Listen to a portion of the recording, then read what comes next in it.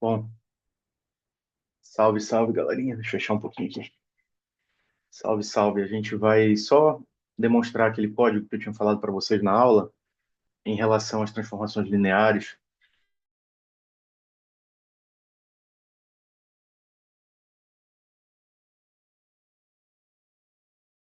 e outro. Basicamente é isso. E tem uma regra para essa transformação, né? Então, aqui, por exemplo, nesse exercício, a gente tem um vetor do R2 sendo transformado em um vetor do R3.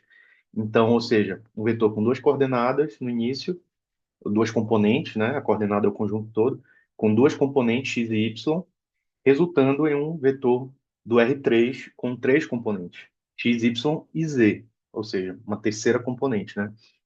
Portanto, como é que a gente representa isso aqui no código? Lembrem que essa transformação, ela vai funcionar, ela vai aplicar essa regra aqui para todo e qualquer vetor do R2. Então, não importa qual vetor seja. É tipo um modelo, ela é geral, ela é genérica, ela funciona para qualquer vetor. E no código de programação, a gente faz exatamente isso. A gente tenta reproduzir essa generalização dela. Então, eu vou compartilhar aqui o Colab. Vou fazer assim, eu vou compartilhar minha tela toda, tá? Deixa eu ver aqui como é que vai aparecer. Tá, acho que vocês estão vendo a tela toda, né? Então, vamos entrar aqui no Colab. Deixa eu colocar aqui em tela cheia, aumentar um pouquinho. Então, a gente começa importando NumPy, né? Porque é a biblioteca de funções numéricas do Python, certo? E aí, como eu falei para vocês, a gente tem que definir uma função, certo? Uma função. E no Python a gente faz isso com o comando def. Quando você bota def, você cria uma espécie de modelo. Vocês ainda vão ver funções com o professor de programação, mas vamos só dar uma palhinha aqui antecipada. Então, por exemplo, vamos só relembrar aqui. Se eu quisesse uma função para calcular a média entre dois números, eu poderia chamar essa função de média e dizer que essa função precisa de dois números para poder funcionar. Quais são esses números? Qualquer um. Ela só está dizendo, olha, eu não sei qual é o número que você vai me mandar, mas eu preciso de dois números. E aí, quando você coloca os dois pontos aqui, é para indicar exatamente o quê? Que a gente tem que. Como é que a gente calcula a média entre dois números? A gente soma os dois e divide por dois, certo? Então, olha aqui, é isso que a gente tem que retornar. E o que que é esse return? É o resultado da função. É tipo assim, é o valor que ela chegou no final, que ela tem que retornar, ela tem que devolver o resultado, né? Então a gente executa, tá? Não pode esquecer de apertar no play aqui, tá? E aí a gente vai testar essa função. Então, por exemplo, eu vou chamar o número m, que vai ser a média entre 8 e 10. Entre 8 e 10. A média entre 8 e 10. Aí eu chamo aqui a função média, né? E passo 8 e 10. De onde vieram esse 8 e 10? É um exemplo, pode ser qualquer número, tá? E no final eu imprimo esse m, que é o resultado da função, né? Ela vai guardar na variável m esse resultado. E tá aí o resultado, 9. Ou seja, é exatamente a média entre, entre 8 e 10. Ok? Então, a função funciona exatamente assim. Agora, o que que a gente vai fazer? A gente vai fazer uma função para representar a transformação linear. Então, eu vou apagar aqui. Eu vou apagar aqui também, tá? Eu vou chamar minha transformação de t. Ela vai receber um vetor, vamos colocar assim, tá? Um vetor qualquer, tá? T de u. E o que que essa transformação tem que fazer? Ela vai transformar esse vetor em outro, tudo bem?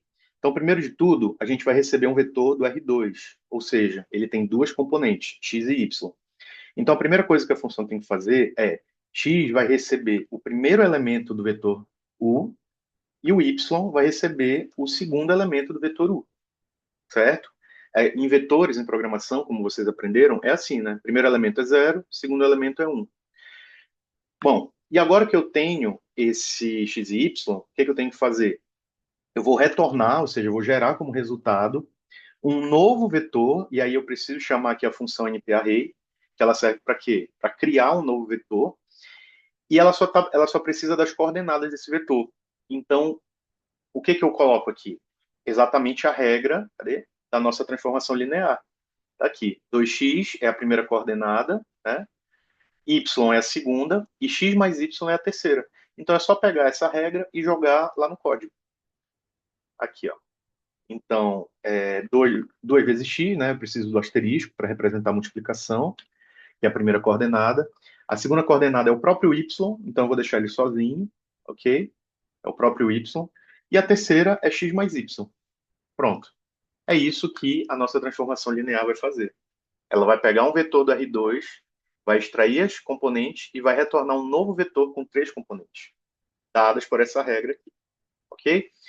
Apertando no play, a gente tem que executar a célula, né? Apertou aqui, vamos testar agora. Então, vou pegar aqui um vetor U de exemplo, né? Então, np-array, qual é o vetor da... Tá aqui, ó.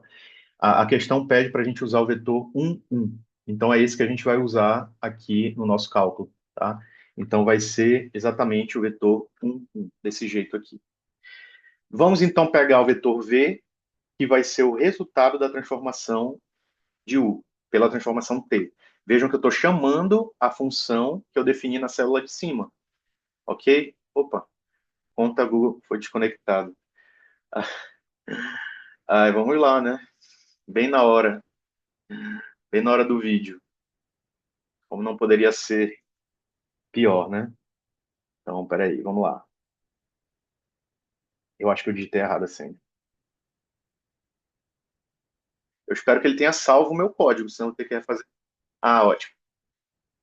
Beleza. Então, novamente, né? V vai receber T de U, e aí eu faço um print aqui, opa, minúsculo, né? Print de V, para indicar exatamente o quê? Que o novo vetor gerado por essa transformação é o vetor 212 aqui, ó, como vocês estão vendo, certo? E aí, para outras transformações, por exemplo, aqui no exercício 2, vejam que já é outra regra, já é do R3 para o R2. Então, tudo que você tem que fazer é quais componentes você tem que puxar do vetor e qual é a regra que você tem que aplicar para gerar um novo vetor. Aí você poderia gerar uma função nova, né? Uma função diferente. Tudo bem? Então, gente, é assim que a gente faz, tá? Façam um teste, repliquem esse código e tentem fazer os exercícios, todos eles, né? Tem acho que 5 exercícios aqui na... Não, 3. De transformação linear apenas tem acho que 3 exercícios. Mas tentem fazer, eu vou mandar uma lista de exercícios para vocês, tá? Só sobre esse assunto. E vocês podem depois tentar fazer o código para resolver isso. Ok?